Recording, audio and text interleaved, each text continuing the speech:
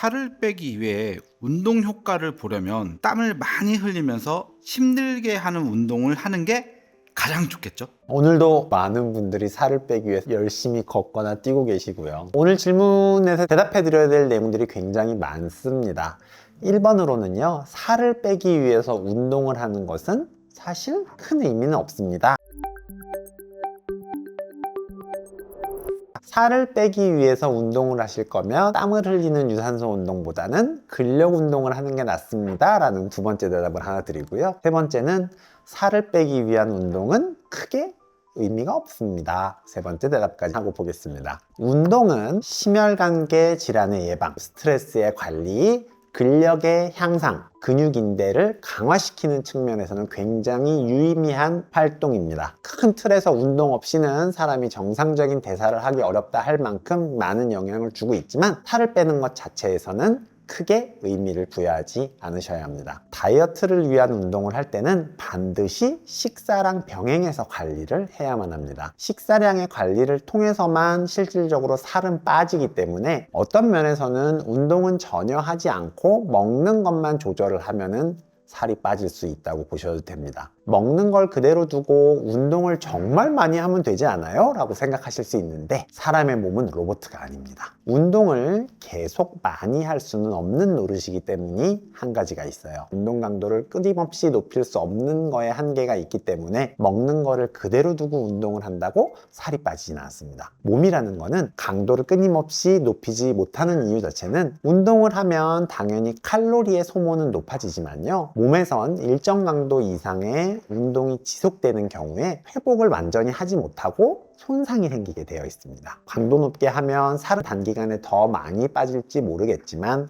몸은 손상이 되고 근육, 인대, 혈관, 심장에 부담을 주기 때문에 운동으로서 생기는 이점이 하나도 없게 되기 쉽습니다. 두 번째는요, 몸의 적응입니다. 운동을 강도 높게 하면 1000kcal 넘게 소모할 수 있지만요, 반복이 되다 보면 익숙해집니다. 많이 겪어보셨을 거예요. 처음에는 1km 뛰는 게 너무 힘들었는데 좀 지나고 나니까 1km 잘 뛸 수 있고 2km 뛸 수 있을 것 같아요. 옛날에는 1km만 뛰어도 100kcal를 소모했는데 익숙해지기 시작하면 1km를 뛰는데 60kcal 밖에 소모를 안 하게 됩니다. 생각해 보세요. 제가 가끔 자전거를 타면 100km씩 타고 그래요. 찍히는 거에는 1280칼로리를 소모했습니다. 이렇게 써 있거든요. 그러고 나면 집에 가서 힘들어서 자요. 그리고 뭔가를 계속 먹어요. 즉 몸에서는 너 너무 많이 썼어, 움직이지 말고 쉬어, 계속 많이 먹게 만듭니다. 살이 빠지지 않게 몸에서 노력을 많이 해요. 대부분의 사람들이 운동으로 살을 빼려고 하면 튼튼한 돼지가 되는 겁니다.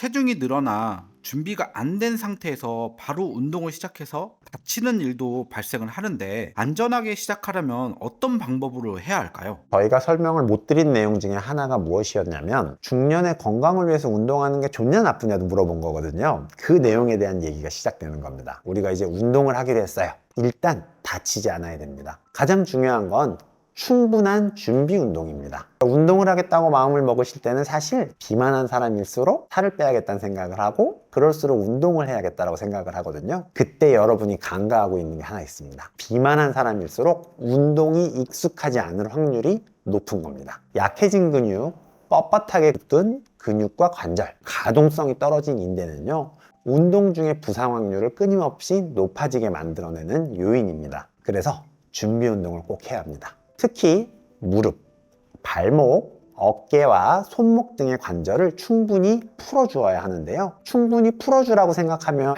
막 돌리는 걸 생각하실 수 있는데 그렇지 않습니다. 천천히 사용하면서 관절과 인대에 혈액 공급을 해주란 이야기입니다. 날씨가 좋아지면서 환자분들이 제일 많이 다치는 것 중에 하나가요, 종아리 근육이 잘 쓰지 않은 상태로 긴장이 되어 있다가 갑자기 등산을 하겠다고 걸어 올라가면서 근육이 확 늘어나게 되면서 찢어져 버리는 일이 생기는 거예요. 여러분들은 반드시 근육의 온도를 높여주기 위해서 천천히 사용해서 스트레칭을 한 후에 본격적인 운동을 하시는데 시간을 들이셔야 됩니다. 스트레칭 작업만 해도 20분 정도 걸리니까 가볍게 풀어줘야지 라고 생각해 주십시오. 다음 번은요, 고강도의 운동 제한입니다. 어쩌다가 하는 운동에서 다치는 경우가 많다는 이야기를 하는 겁니다. 오랜만에 자전거를 탔는데 내가 옛날엔 이 정도 했는데 라고 하면서 세게 하는 경우가 있거든요. 건강을 위해서 운동을 시작할 때 걷기 달리기를 많이 하시기 때문에 가장 조심할 거는 무릎, 발목 관절이 받는 하중이 굉장히 크다라는 걸 알고 계셔야 됩니다. 체중이 높고 중력의 영향을 받으면서 걷거나 뛰는 걸 많이 해보지 않은 상태에서 좋지 않은 자세로 시행을 하면 관절에 걸리는 부하는 상상 이상인 경우가 많습니다. 내가 할 수 있다고 생각하는 강도를 단계적으로 올려야 됩니다. 오늘부터 운동입니다. 처음 한 주 정도는 내가 할 수 있는 맥시멈의 30% 정도, 그 다음 주가 됐을 때는 50% 정도, 그 다음에 70% 정도 하셔야 되는데, 언제 문제가 많이 생기냐면 너무 춥거나 더울 때 운동을 안 하고 있다가 계절이 바뀌고 운동을 다시 시작하실 때 이전에 이 정도까지 했으니까 이 정도로 시작해야지 하는 문제가 바로 발생하거든요. 운동을 일정 기간 쉬었다가 다시 시작을 하시면 낮은 상대로 시작해야 된다라는 것을 꼭 기억해 주십시오. 걷는 운동을 하고 싶으시다면 평지를 걷기보다는 경사로를 이용해서 걸으면 유산소 운동 중에서도 근력 운동이 될 수 있는 방법이 되는 것이죠. 저는 무릎이 아파서 걷기 어려운데요 하시는 분들은 실내 자전거라든가 실외에서도 자전거를 타시는 게 무릎 관절 자체를 보호하면서 운동할 수 있는 좋은 방법이 되겠습니다.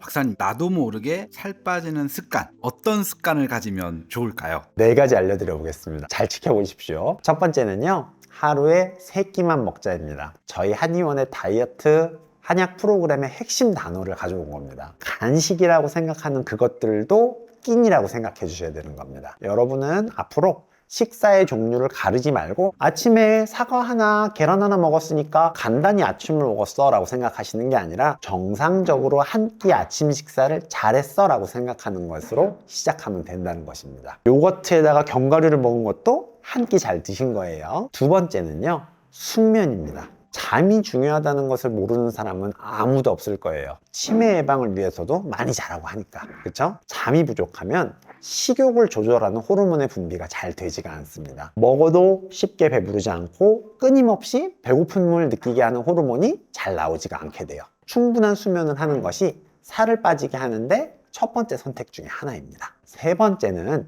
충분한 수분 섭취입니다. 사람의 몸은요, 수분의 부족을 배고픔과 잘 구분하지 못합니다. 목이 마를 때에도 배고프다고 얘기할 때가 많아요. 야식을 먹고 싶은 시간에 야식을 실제로 먹기보다 물을 먹으면 해결되는 경우가 많이 있는데요. 물 한 잔으로는 저는 라고 하시는 분들은 우유 한 잔 약간 따뜻하게 드시는 것도 좋은 방법입니다. 마지막 4번째는요, 음료수 끊기입니다. 음료수 끊기는 제가 촬영하는 거의 모든 내용에 항상 나오는 것 같아요. 정말 계속해서 중요합니다. 당이 들어가 있는 음료수를 끼니로 먹는 것도 반대합니다. 콜라를 먹고선 끼니로 계산하기가 쉽지가 않고 끼니로 인식을 한다고 해도 액상과당, 당이 들어있는 음료수는 당 수치를 급격하게 혈당을 올리게 되고 배부름의 제공은 정말 포만감이 잘 느껴지지 않습니다. 심지어 당이 다시 떨어지는 단계에서는 공복감을 굉장히 심하게 제공하기 때문에 한 끼 식사로 인정하기도 어렵습니다. 제로 음료수는 일반적인 상용량, 하루에 한두 캔 먹는데요 정도로는 큰 스트레스 안 받고 드셔도 괜찮습니다. 물론 엄청 많이 드시면 문제가 발생은 해요.